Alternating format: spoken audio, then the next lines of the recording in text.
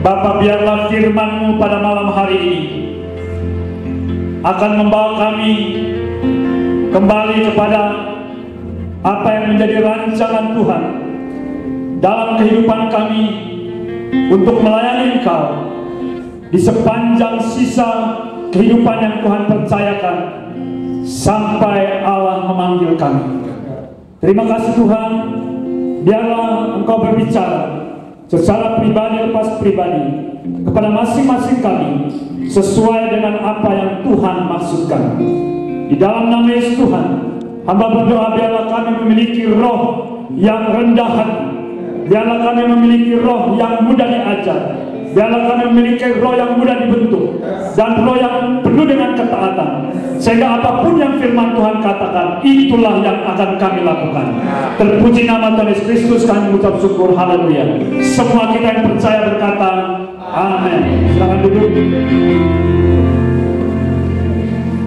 Memasuki hari yang ke-6 hari ini, kita berada dalam satu tema melayani.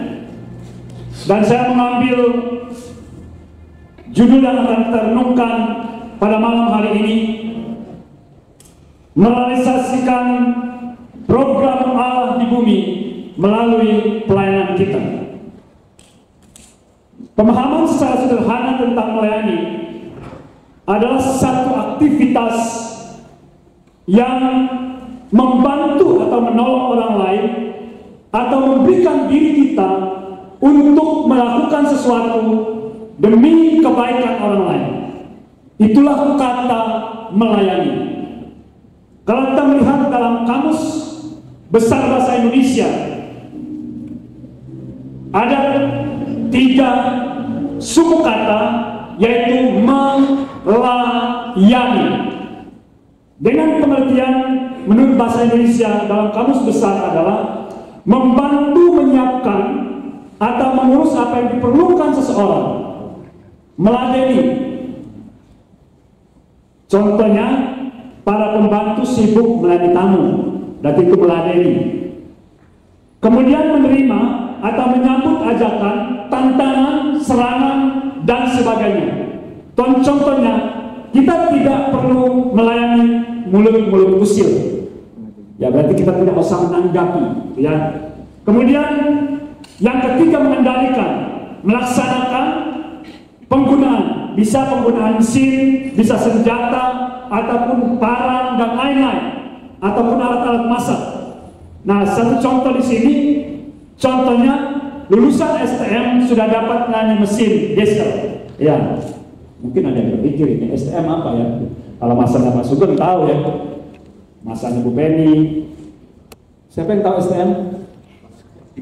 Ya, sekolah teknik mesin. Nah, itu dulu, kalau sekarang SMK, jurusan diesel, ya. Kalau dulu STM langsung sekolah teknik, gitu ya. Ya, kalau kita melihat dalam pernyataan Alkitab, kata melayani itu adalah diakonio. Apa yang dimaksudkan diakonio itu berbeda sedikit dari pengertian bahasa Indonesia. Dikatakan melakukan segala sesuatu tanpa beban. Aduh, ini melakukan sesuatu tanpa beban. Sebab melayani bukanlah beban, namun sebuah kehormatan. Dan kehormatan apa? Dengan menolong orang lain, dengan membantu orang lain. Ketika saya merenungkan pengertian diakonio ini, memang sebenarnya kalau orang yang sedang melayani di dalam sebuah panggilan itu bukan beban, karena memang dia merasakan itu sebuah kehormatan, sebuah anugerah yang memang dia lakukan. Misalnya kalau orang yang diberikan karunia bisa menyanyi, kalau dia memimpin pujian itu bukan sebuah beban. Kalau seorang pemain musik dengan talenta musiknya, dia kalau diberikan kesempatan untuk menyanyi, itu adalah sebuah kehormatan, bukan sebuah beban. Kalau seorang yang memiliki talenta ataupun hobi main sepak bola, kalau dijadwalkan main sepak bola, itu bukan beban. Dia mimpi-mimpi setiap malam hari sebelum dia main besok. Begitu juga dengan orang-orang yang misalnya memiliki kesenangan untuk jalan-jalan. Kalau dia sudah merencanakan camping dan jalan-jalan naik gunung ataupun apa saja, itu bukan sebuah beban bagi hidupnya. Artinya, menurut firman Tuhan di sini adalah bahwa orang yang dipanggil melakukan sesuatu, dia seharusnya tanpa beban untuk melakukannya. Ini sesuatu hal yang menarik buat saya, karena firman Tuhan melayani Tuhan adalah melakukan segala sesuatu dengan pikiran, dengan perkataan, dengan tindakan sesuai dengan kehendak Tuhan, bukan kehendak kita. Sekali lagi, melayani Tuhan dengan segala keadaan kita, kita akan memikirkan, kita akan mengatakan, kita akan bertindak, kita akan berkorban, melakukannya sesuai dengan apa yang Tuhan minta, bukan sesuai dengan apa yang kita pikirkan. Nah, ketika kita berbicara tentang melayani ini, maka semua pelayanan yang kita berikan itu untuk Tuhan. Katakan sama-sama, saya siap.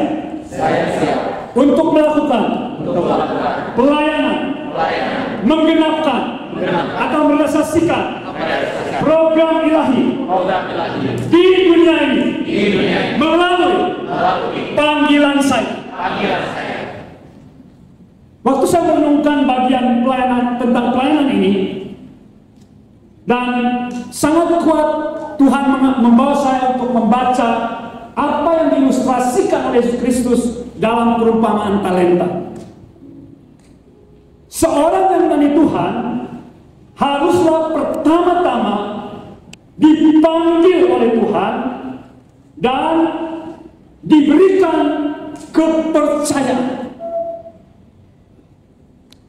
Kalau kita membaca di dalam Injil Matius pasal 25 ayat 14 sampai yang 15, dikatakan hal kerajaan Allah seperti seorang tuan yang mempercayakan talenta ataupun hartanya kepada orang-orang yang dipanggil dan dipercaya.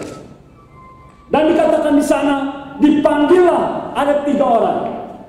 Satu diberikan 5 talenta, satu diberikan 2 talenta, dan satu diberikan 1 talenta.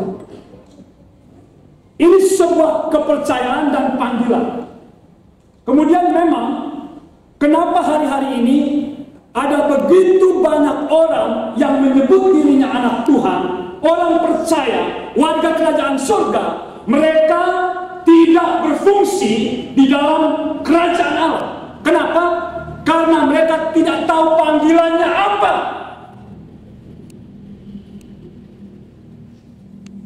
Dia melakukan sesuatu itu bukan karena panggilan Tuhan, terpaksa. Ada orang yang karena keadaan, ada orang yang karena dorongan orang lain, ada orang yang karena dia melihat situasi di sekitarnya, sehingga akhirnya dia dengan mengikuti tanpa tahu panggilan Tuhan dalam kehidupannya. Inilah masalah yang terbesar dalam kehidupan orang percaya, sehingga dia tidak bisa melayani dengan baik. Dia nggak tahu apa panggilannya. Dan kalau dia tahu panggilannya, dan kalau dia dipercayakan oleh Tuhan, pastilah istilah yang dikatakan tadi itu, diakonio, itu akan terlaksana. Karena dikatakan melakukan segala sesuatu tanpa beban. Kenapa tanpa beban? Karena dia dipanggil, dipercaya, diberikan otoritas pasti. Ada begitu banyak anak Tuhan yang tidak dipanggil, tapi dia memaksa diri ke sana. Oleh karena itu, Bapak Ibu, saudara-saudara dan anak-anakku di tempat ini harus dengan sungguh-sungguh kembali tanya sama Tuhan, apa panggilanku untuk melayani? Kalau saya berkata tentang panggilan di sini untuk melayani, jangan berpikir pelayanan di gereja. Yang saya maksudkan adalah Tuhan panggil saudara menjadi pebisnis, kan? Tuhan panggil saudara politikus enggak? Tuhan memanggil saudara sebagai ekonom enggak? Tuhan memanggil saudara sebagai seorang yang akan bekerja di bidang konstruksi enggak? Sebagai seorang guru, sebagai seorang pilot, sebagai seorang arsitek, apa panggilan Tuhan dalam kehidupanmu? Sebagai seorang pemusik, jangan-jangan engkau terpaksa ada di sana. Kalau itu bukan panggilanmu, maka engkau melakukannya dengan beban. Kalau itu menjadi panggilanmu dan kepercayaan Tuhan, kita melakukannya dengan senang. Karena itulah yang disebut dengan passion kita. Ada banyak orang yang takut dengan panggilan Tuhan. Mungkin cap dunia kepada panggilan itu sesuatu hal yang mungkin kotor. Ya, hari-hari ini orang berkata politik itu kotor. Orang berkata kalau di dunia hukum itu pengacara itu membela orang salah. Itu karena perspektifnya orang yang tidak mengerti tentang pengacara. Kalau kita sebagai anak Tuhan dipanggil ke sana, kita harus memperlihatkan seorang anak Tuhan sebagai pengacara yang berbeda, sebagai politikus yang berbeda, sebagai seorang polisi yang berbeda, sebagai seorang guru yang berbeda. Itulah panggilan kita. Dan dikatakan di sini ada begitu banyak orang yang akhirnya sekali lagi tidak tahu panggilannya apa dan dia tidak dipercayakan Tuhan. Dia dipaksa orang tua. Kamu harus sekolah pendeta. Karena kamu tidak punya kemampuan selain untuk berbicara, misalnya. Ini di kalangan kami hamba Tuhan itu ada satu pendapat yang menurut saya tidak benar. Katanya kalau anak pendeta 3 seperti saya, kemudian tidak ada yang punya pendeta, itu berarti bapaknya gagal. Begitu loh. Ini menurut pandangan orang-orang yang melayani sebagai pendeta. Dan saya sejak awal berkata kepada anak-anak saya, kalian melayani, kalian dipanggil Tuhan kemana? Ikut ke sana. Kalau Yunas dipanggil menjadi polisi, saya senang. Bukan meneruskan ambisi saya mau jadi polisi dulu, bukan. Kalau dipanggil, kalau nggak dipanggil ya jangan.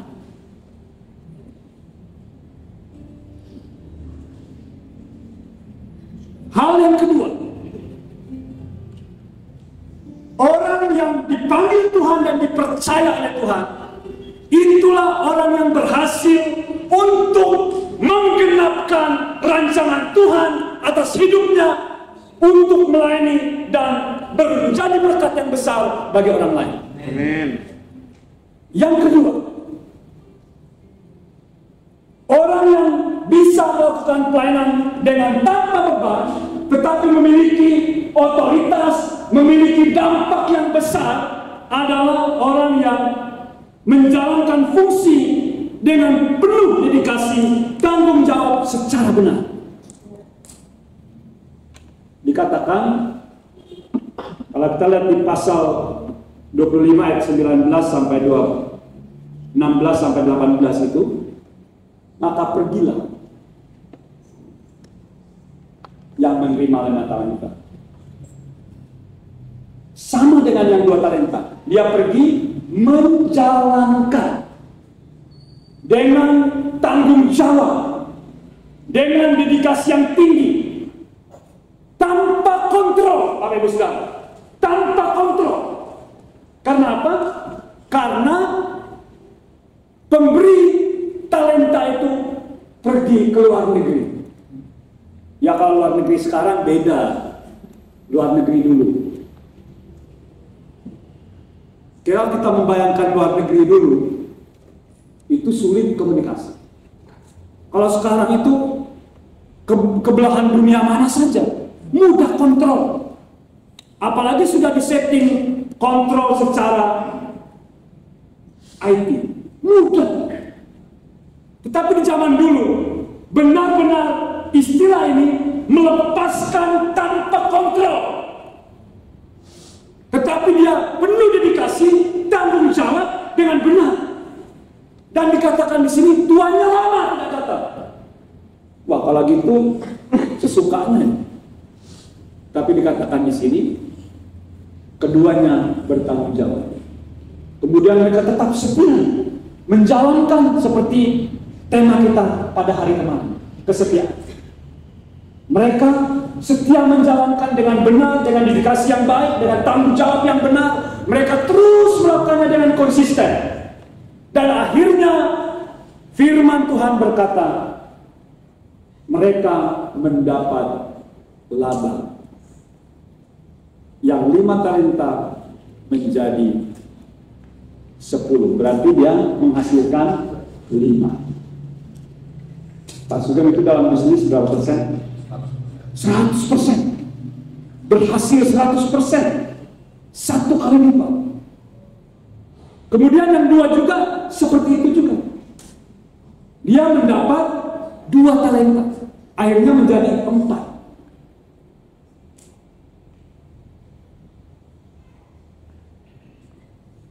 Yang 1 sudah dipanggil, sudah dipercaya, tapi tidak punya dedikasi, tidak punya tanggung jawab, tidak hidup secara benar. Dan dia mulai memiliki pikiran yang aneh-aneh. Saya sebutnya aneh-aneh. Dia bilang, Tuhan saya ini orang kejam, katanya. Tuhan saya orang kejam. Dia menuai. Dari mana dia tidak menabur. Ini logika yang sangat buruk. Dari mana dia bilang tuannya tidak menabur? Oh, dikasih modal. Sekarang aja kalau orang mau usaha, minjam di bank nggak masuk ke ini. Ini udah dikasih loh. Sudah dikasih, masih dia bilang tuannya akan menuai di tempat tidak menabur. Artinya ini orang yang tidak menghargai talenta. Tuhan kasih talentamu apa? Tuhan kasih karuniamu apa? Lakukanlah dengan setia. Jangan sampai Tuhan tarik semua talenta dari hidup. Dan kalau kita lihat di sini, pikirannya sudah tidak bagus. Pikirannya salah dan dia mempersalahkan Tuhan yang memberikan talenta.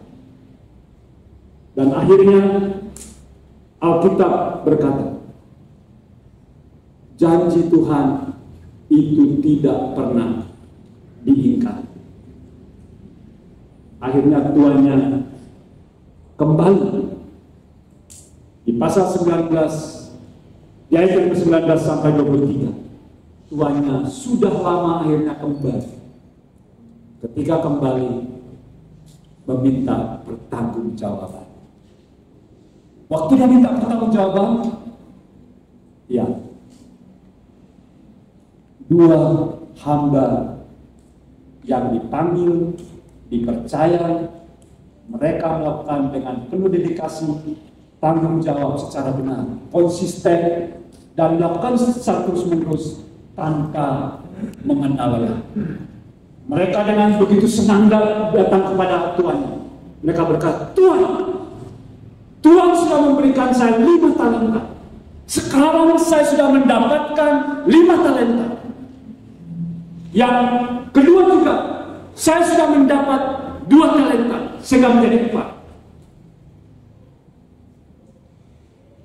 Saya percaya waktu tuannya itu sudah didengar datang, yang menerima 1 talenta pasti sudah pikirannya kacau.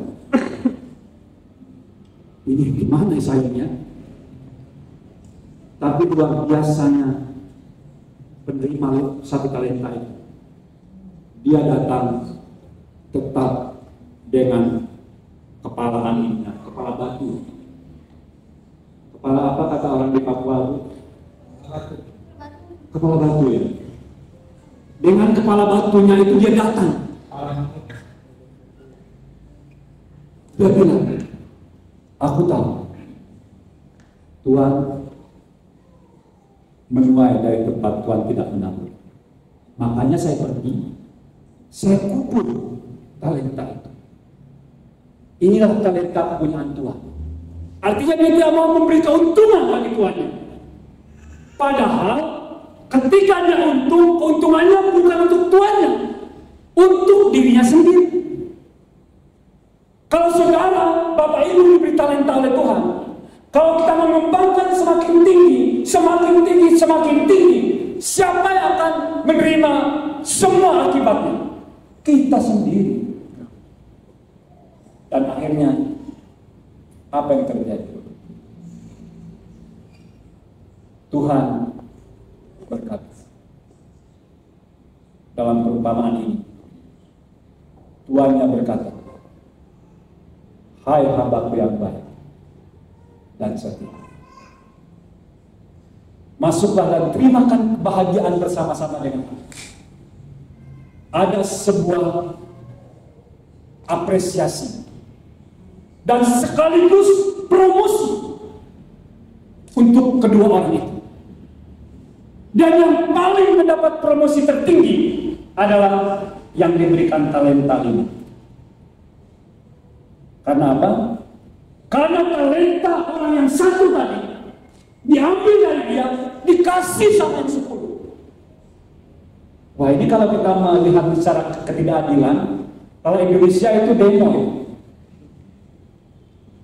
Ini pasti Pak Presidennya nggak jelas. Orang sudah dapat 10, satunya ini kok dikasih lagi jadi 11.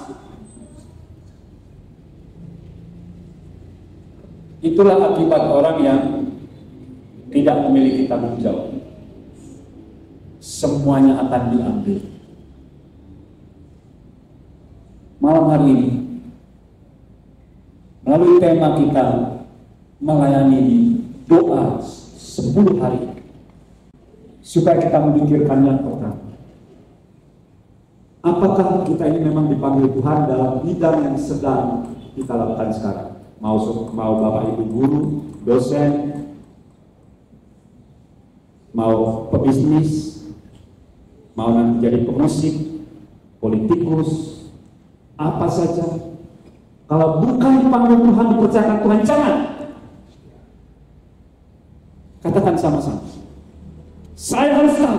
Saya harus tahu Panggilan Tuhan dalam hidup saya. Saya harus tahu. Tuhan mempercayai saya untuk melayani dalam bidang yang Tuhan panggil ini.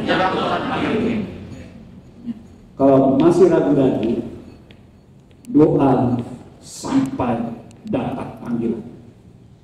Amin. Supaya kita melakukannya tanpa beban, kata istilah Alkitab. Bagi yang sudah diberikan talenta Tuhan dan jelas, jangan goncang, jangan ragu, jangan melihat yang sama yang baik, lakukanlah dengan setia, berdedikasi tinggi, tanggung jawab, dan konsisten melakukannya, supaya Tuhan akan membawa kau terus meningkat dan meningkat, menjadi berkat yang besar. Bahkan menjadi sebuah model di dalam bagiannya. Saya dengan Pak Matius tadi baru omong-omong sebelum ini. Jadi kalau kita mengikuti panggilan Tuhan itu, mungkin orang pikir ini hal yang digeluti itu aneh dan tidak punya prospek. Tapi kalau itu panggilan Tuhan, lakukan. Kalau itu kepercayaan Tuhan, kerja. Karena Tuhan sedang membawa kita melakukan sebuah pekerjaan yang besar di tahun-tahun mendatang, di bulan-bulan mendatang. Bagaimana sikap kita? Kita harus mulai membersihkan pikiran kita dari pikiran-pikiran seperti yang dipercayakan satu talenta. Buang segala pikiran negatif, buang segala putusasaan, peganglah firman. Fakta dan data mungkin berbeda dari apa yang kau imani. Saya percaya iman mengalahkan dunia. Amin. Iman mengubah segala sesuatu. Oleh karena itu, panggilan Tuhan dan kepercayaan Tuhan itu kita pegang dalam kehidupan kita. Maka kita dipakai Tuhan, melayani Tuhan dengan luar biasa. Ayat berikut yang menjadi renungan bagi saya waktu membaca firman Tuhan ini adalah Filipi pasal 2 ayat 1 sampai 8. Mari kita membaca firman Tuhan yang terakhir. Filipi, saya mengajak kita berdiri, kita akan membaca Filipi pasal 2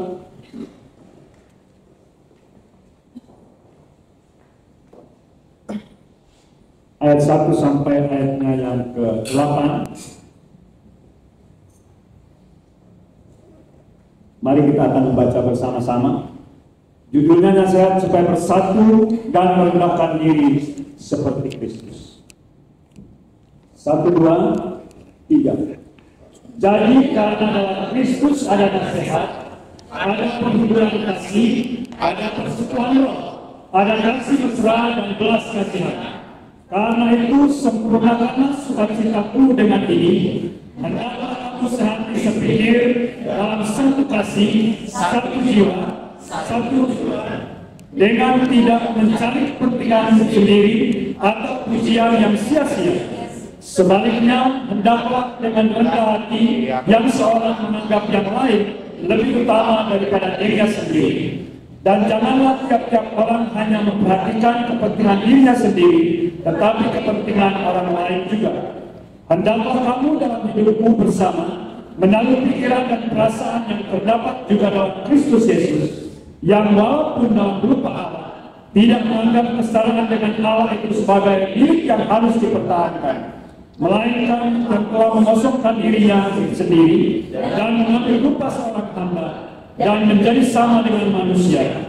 Dan dalam keadaan sebagai manusia, ia telah merendahkan diri dan taat sampai mati, bahkan sampai mati di kayu salib. Amin. Silakan dulu. Di dalam bagian ini kita diberikan sebuah perintah untuk memasuki pelayanan yang akan membawa tubuh Kristus secara bersama-sama menyatu untuk menggenapkan, merealisasikan program Allah itu. Kita harus memiliki kesatuan. Memiliki kesatuan. Dan saya mau berkata seperti ini. Jangan pernah Bapak Ibu, Saudara berkata, engkau bisa mencapai puncak potensimu, mencapai puncak dari apa panggilan Tuhan dalam hidupmu dengan sendiri. Engkau harus berada melekat dengan tubuh Kristus. Karena kalau engkau tidak melekat dengan tubuh Kristus, engkau pasti akan terhanyut. Karena di dalam bagian ini dikatakan dari ayat yang pertama sampai ayat yang keempat itu dikatakan kesatuan. Dan diawali dengan satu istilah. Jadi dalam Kristus. Dalam Kristus. Di luar Kristus. Pelayanan apapun, panggilan apapun yang kau sedang dipercayakan Tuhan tidak pernah mencapai puncak. Dengar perkataan saya malam hari ini. Engkau tidak pernah akan mencapai puncak dari kehidupan pelayananmu, dari kehidupan panggilanmu, tanpa melekat dengan Kristus dan tubuh Kristus. Karena secara korporat, Alkitab katakan Allah akan memulihkan segala sesuatu, bukan pakai lembaga lain, lembaga gereja satu-satunya. Ya mungkin ada yang tidak senang dengan perkataan saya, tetapi memang Alkitab berkata demikian. Tuhan memulihkan segala sesuatu melalui gereja. Dan siapa gereja? Semua orang percaya. Dan semua panggilan Tuhan dalam kehidupan orang percaya. Ini yang ada yang bisnis, ini ada yang politik, ini ada yang pegawai, karyawan, dan lain-lain. Semua bidang itu akan disatukan untuk memberikan sebuah hal yang berbeda dari yang dunia sedang kerjakan. Dikatakan ini dalam Kristus. Kemudian dilanjutkan dengan ada nasihat, ada penghiburan kasih, ada persekutuan roh, ada kasih mesra, ada belas kasihan. Karena itu sempurnakan sukacitamu dan hendaklah kamu sehati, sepikir, satu kasih, satu jiwa, satu tujuan, dan dilarang tidak mencari kepentingan diri sendiri, tetapi utamakanlah pekerjaan Tuhan secara bersama-sama dalam Kristus. Karena Tuhan mau mengerjakan segala sesuatu yang besar. Sebenarnya orang percaya itu sebenarnya perlu taat saja. Orang percaya itu perlu taat. Katakan sama-sama, sebagai orang percaya, sebagai anak-anak Allah, yang paling penting, saya perlu taat. Karena apa yang Tuhan katakan itu pasti tidak masuk di logika kita semua. Tetapi kalau orang berjalan dalam firman, pasti berhasil. Amin. Dan oleh karena itu, kesatuan tubuh Kristus, melekat dengan Kristus, itu hal yang pertama. Kemudian yang kedua, sikap yang harus kita jalani dalam kita sebagai seorang pemimpin dan dipimpin atau melakukan panggilan Tuhan, kita harus seperti Yesus.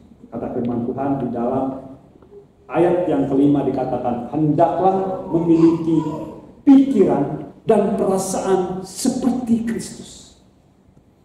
Apa perasaan dan pikiran Kristus? Yang pertama dikatakan di sini adalah mengosongkan diri. Kata kenosis itu adalah sebuah hal yang dilakukan, keinginan dan kehendaknya itu dengan sadar sendirinya, bukan karena tekanan, bukan karena orang lain yang menyuruh, benar-benar karena Kristus secara manusiawinya. Ini mungkin ada yang berkata, Yesus kan Tuhan. Tapi ketika Yesus diumpamakan dalam bagian ini adalah keputusan pribadinya ketika dia berposisi sebagai seorang manusia. Dia mengosongkan diri. Artinya mengambil kehendak tanpa paksaan. Keinginannya itu betul-betul berasal dari keinginan sendiri dan sepenuhnya dia menerima kehendak Allah. Itu yang kita katakan tadi taat. Bukan dengan paksa. Itu kata kenosis. Kemudian yang berikutnya dikatakan di sini karakter rendah hati dan taat. Ketika mengosongkan diri, rendah hati dan taat itu menyatu dalam kehidupan seseorang, dengan karakter inilah seseorang akan masuk di dunia kerja. Dan apa yang saudara lakukan itu dalam panggilan kepekaan Tuhan itu, dengan karakter kesatuan Kristus tadi menjadi fondasinya. Kemudian dalam tindakan-tindakan sehari-harinya ada mengosongkan diri, ada kerendahan hati, ada ketaatan. Maka ayat 9 dan 10 menjadi hasil dari apa yang terjadi.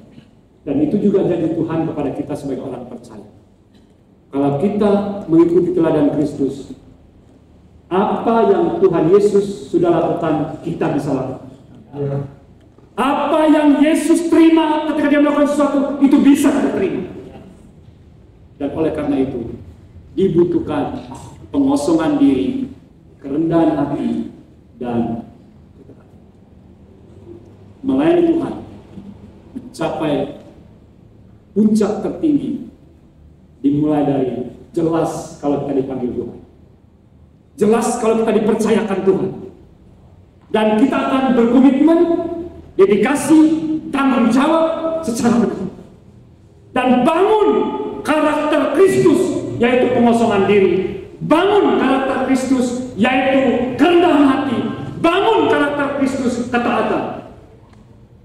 Dan dengan tetap melekat dengan Kristus dan tubuh Kristus, menjadi jaminan kita akan menjadi berkat yang besar dalam panggilan kita. Mari malam hari ini mulailah secara berurutan. Memulai panggilan, kemudian ketika panggilan itu sudah diberikan, lakukan dengan benar.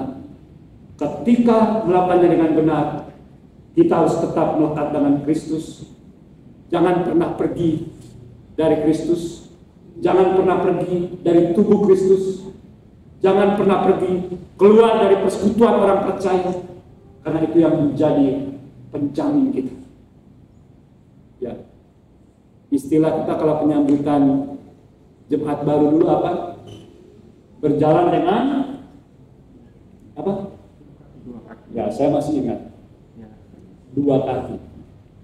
1 kaki Tuhan, 1 kaki kita. Baru jalannya bisa normal. Kalau kita berjalan dengan kaki kiri, saya percaya Pak Kartono pasti menang lari melawan band. Tapi kalau kakinya dua-dua sama-sama, ya belum tentu Pak Kartono menang. Siapa yang paling cepat larinya di sini? Willy. Oh, Willy ya. Willy. Coba dengan Pak Sugeng. Lari dari gereja sampai di Jana Baja. Willy kaki 1 kiri, Pak Sugeng 2 kaki. Dapat dipastikan siapa yang menang? Pak Sugeng ya. Pasti Pak Sugeng. Ya. Mari kita berjalan di dalam kebenaran. Mari kita. Bapa di surga, kami mengucap syukur. Kami mau melayani Tuhan sesuai dengan panggilan kami. Kami mau melayani Tuhan dalam tanggung jawab yang benar, besar, dan penuh pengorbanan. Dan kami mau melayani Tuhan dengan membangun karakter Kristus sebagai dasar kami untuk melayani. Kami mau melayani Kristus dengan melekat pada Kristus dan juga tubuh Kristus.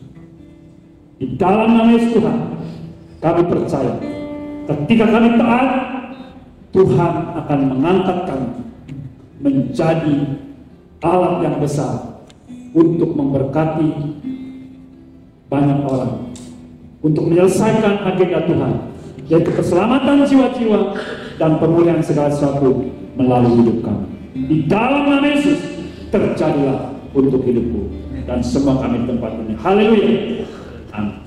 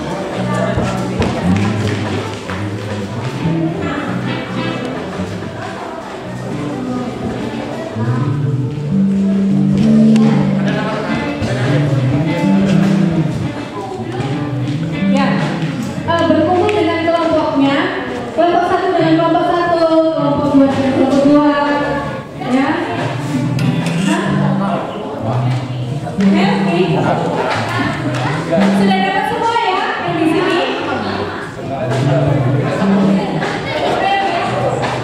Belum dapat. Salo.